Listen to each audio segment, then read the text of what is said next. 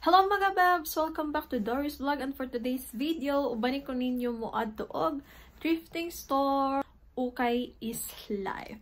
So I will show you guys kung unsa nga mga brand og ang mga prices. I will show you later. Don't forget plastic bag. Yes, because ang mga Japanese, they always bring plastic bags with them. Gina-check yun na ko ang weather forecast. So now is 60 degrees Celsius. 60 degrees Celsius.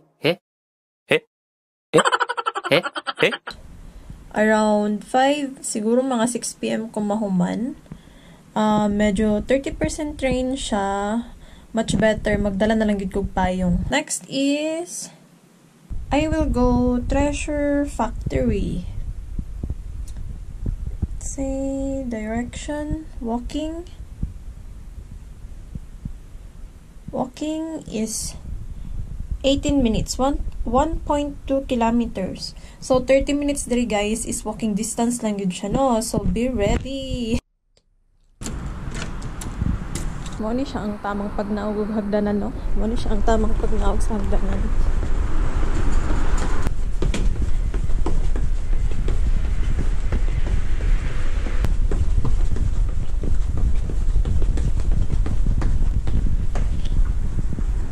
Wala ko yung option mag-bike, pero magbaktas lang ko.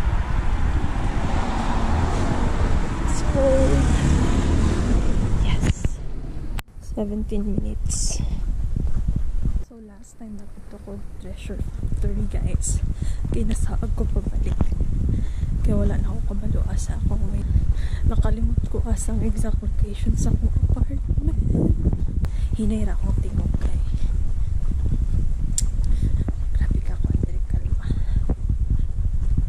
Magyud ni siya ang tamang pag-agi sa wala siya, ganon. Okay. We cross. Ay, shit! Gulat ako. Pag-abot diri nga lugar, medyo familiar na ko diri na nako need og Google Map. Nagdala na lang gid ko pa yung just in case nga mag-ulan. Kaya sa una mag-ulan sis. Kunya 18 minutes mong baktason. Murek kamatian. Okay. 9 minutes na lang.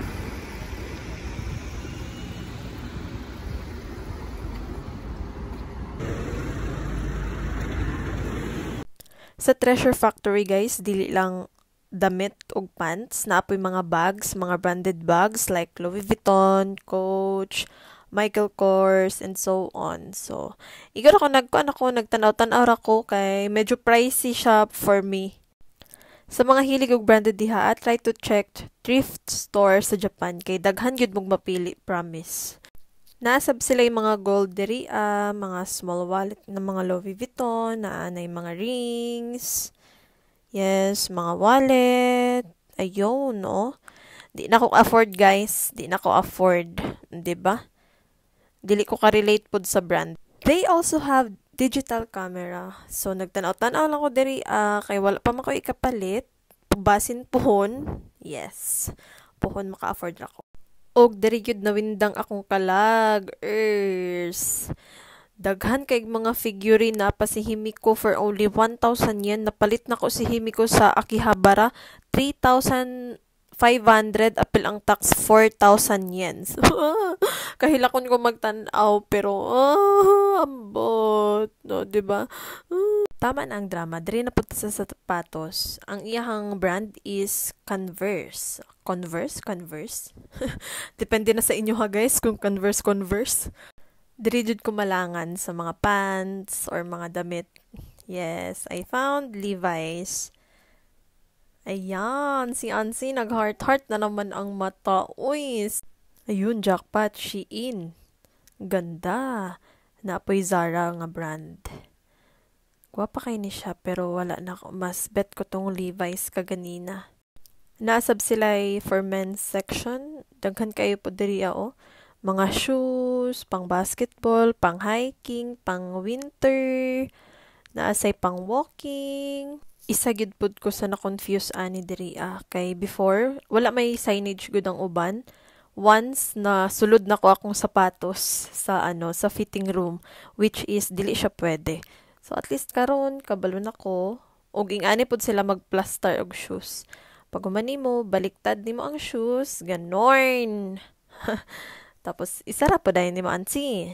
Lisod sab og magpasilip pod ka diha pod. First time na ako mag-voice over og Bisaya. Ambot, mahimot ko. Kay usually kay Tagalog manggod nya. Dire-diretso ako pag Tagalog, mas komportable kog Tagalog pag mag-voice over kay og mag-Bisaya. Bardalogan kaayo, kingkoy kaayo ansi.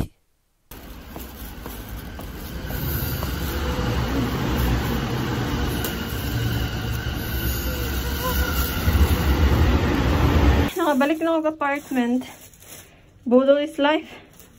Okay is life. Always ko gaware og face mask magawas. Dili man sa virus kung dili sa lamig sa akong ilong. Okay. Hassle magsigig hatching. So, nanakog apartment. Budol na naman. Pakita na ko niya ang akong gipamalit. Tada!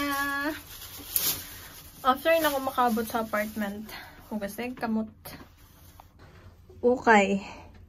Worth 1,000. So, nara ni 2018 pa na ako ni. Okay, 1,000. This one, 200 or around 100. Okay, 200. This one is 400. Gap ang brand ani, tapos brand ani is GU. So, ipakita na nako karon kung unsa akong napalit sa Okay, sa Treasure Factory. Ingon ko magtanaw ko pero tanawa. Budol! I really love this. Pants. Ang iyahang brand is Levi's. Levi's brand.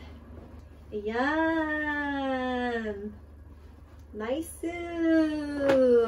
And kani siya guys, narani siya sa 500 yen. And tanaw ninyo, no.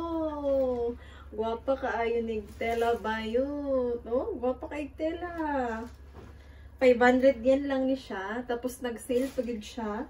Next is kani. Nabudol gid ko ani guys. Masuot na ko siya pag uli na kong Pinas. Shein. Pwede na ko siya mapambalay. Pero sa gawas din ako siya masuot. Ako lang siyang gipalit kay para pang dagat puhon pag uli. So ani sa GU around 300. GU sa peso is 170. GU ang brand, sister company sa sa Uniqlo. And lastly is belt. Belt for only 98 yen. Naroon sa 45. And of course, akong favorite na bag sa Treasure Factory. Rasab na ko siya na palit. Tada! Tada! Look. Coach ang brand. Coach ang brand. Mura mo ko nag-live selling. Uy. Siyempre, as okay is life sa Pinas. Nag-explore gid ko guys. Gilibot na ko ang Orawa. Dito na ko nakita ang Second Street. So, nagkaanam-anam kong idea nga na rin mga thrift store sa Japan. Gilibot na ko siya siguro after a week na sige na kong libot. Nakita na ko ang Second Street niya na nakabalo dahil ko sa Treasure Factory. Mostly sa Treasure Factory is mga branded na bag. Bisan man sa Second Street. Yes. Kung ano siya sa peso, 1,000 something. Wapa na kayo siya pang OOTD guys, 'di ba? Nangita pa kog mga mga ma-afford pa na ko nga mga branded na mga bag. Pero kani siya akong favorite, nag-heart gid akong mata pagkakitaan ni. Pag nagka-chance pa ko, di man gud pag abot naman gud ko og mga mga okay shop kay malingaw na magud ko pili as in tag sa di na ko makadumdum magunit og cellphone, pero i-try gyud na ko para makita sa mga okay lovers po dira sa Pinas kung tagpila ang kuan diri, mga branded. Mostly magud ang mga sa akong experience sa pagpangukay sa sa Pilipinas. Jud, Uniqlo, tagsa ang H&M. Mga bebs daghan kay Zara diri nga brand. Ang Zara nga brand diri mura na siya og Uniqlo gani nga halos gud is Zara. Nakoy Zara nga pants sab na palit for only 900 yen. Sa peso na siya around 400. Zara, what else? H&M, yes. GU or Uniqlo mo siya pero. So ayun guys, pag makahigayon na pud ko pohon, mag-video ra ko. So see you mga bebs.